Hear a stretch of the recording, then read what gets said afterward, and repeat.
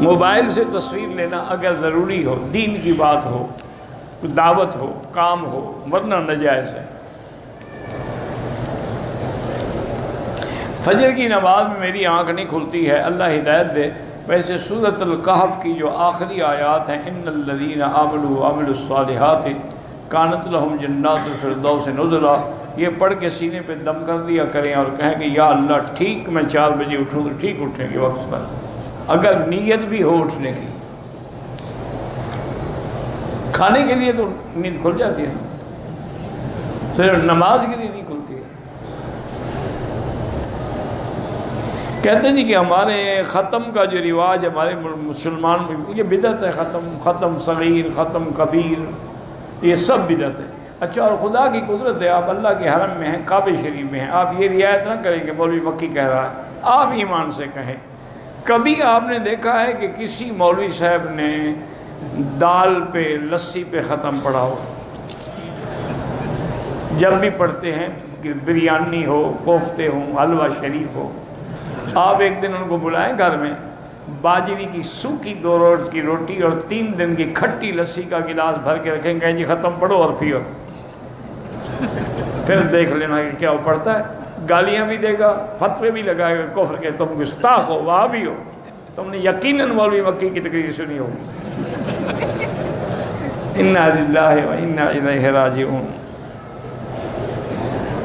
ایصال ثواب کا طریقہ یہ ہے، مثلا آپ نے خیرات، آپ دل میں دعا کریں یا اللہ اس کا ثواب میرے فلاں والدین کو ہو، بس اللہ ثواب پہنچ جائیں گے، مولوی تھوڑا پہنچ جائے گا۔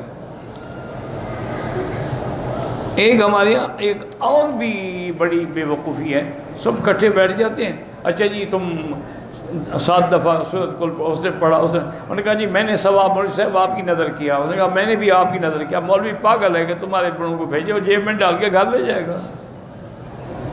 بے وقوف، پہلے تمہیں پتہ بھی ہے جو تم نے پڑھا ثواب ملا ہے کہ تم اس کو نظر کر رہے ہو؟ اللہ عالم قبول بھی ہوا ہے کہ نہیں ہوا؟ جسم میں درد ہے، ابھی میں نے بتایا تھا کہ وہی دار چینی اور شہد ملا کے کھائیں۔ بغیر وضو کے اذان دینا جائز ہے، اذان دینا تو جائز ہے، کبھی نماز نہ پڑھا دینا۔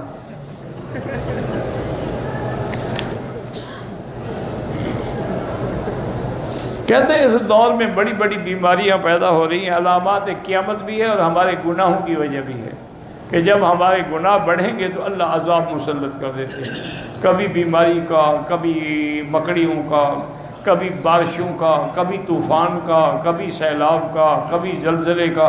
اب دیکھیں نا، پہلے ہم چھوٹے ہوتے تھے، جب بچے ہوتے تھے، اس وقت سنا تھا کہ کوئٹے میں ایک زلزلہ آیا، پھر مدتوں تک نہیں سنا۔ اب اسی 1 مہینے میں آپ دیکھ لیں کتنے زلزلے آ چکے ہیں۔ یہ علامات قیامت ہے۔ اگر کپڑے گیلے تھے، کوئی کتا گیا یا بلی چھو کے گزری تو پلید ہو جائیں گے؟ نہیں۔ کہتے ہیں جی کہ حضور پاک نے تو حج ایک کیا تھا، پھر یہ مولویوں نے 3 قسم کے حج کیسے بنا لیے؟ یہ مولوی نے نہیں بنایا حضرت، آپ جاہل ہیں، یہ حضور نے بنائے ہیں۔ اب جہالت کا کیا علاج ہے ہمارے پاس؟ حضور نے خود کیا قران کہ لبیک بحجۃ و عمرۃ، آپ نے مکے میں آگے صحابہ سے کہا کہ احرام کھول دو، انہوں نے کہا اس سے باقی 4 دن رہے، فرمایا اگر مجھے اللہ نے موقع دیا تو اگلے سال میں بھی تمتع کروں گا، تو تمتع بھی حضور نے فرمایا، قران بھی حضور نے کیا۔ حج مفرد کا حکم اللہ نے قرآن میں دیا کہ اللہ علی الناس حج البیت، تو حج فرض تو حج ہے نا۔ اب کہنا کہ مولویوں نے بنایا، مولوی نے نہیں بنایا جناب، تمہارے مغز میں کوئی پرزہ ڈھیلا ہے۔ کہتے ہیں کہ عالم دین کے ہاتھ کا بوسہ جائز ہے، لیکن کوئی ضروری تو نہیں کہ جب بھی ملے تو ہاتھ کا بوسہ دو۔ عمرے کے دوران اپنی بیوی سے مل سکتا ہے، دوران تو نہیں مل سکتا، عمرے سے فارغ ہونے کے بعد مل سکتا ہے۔ باریک جرابوں پر مسح کسی حدیث میں بھی نہیں ہے۔ ایک موٹی عقل سے سوچو، یہ باریک جرابیں حضور کے زمانے میں تھی؟ اگر تھی پھر تم سچے ہو، اگر تھی ہی نہیں، وہ تو چمڑے کے موزے ہوتے تھے، المسح علی الخفین، یا وہ جرابیں جو سخی نئی یا منعلین، حدیث میں 3 لفظ ہیں، یا اتنی موٹی ہوں کہ پہن کے چلے اور پانی بھی اس کے اندر اثر نہ کرے۔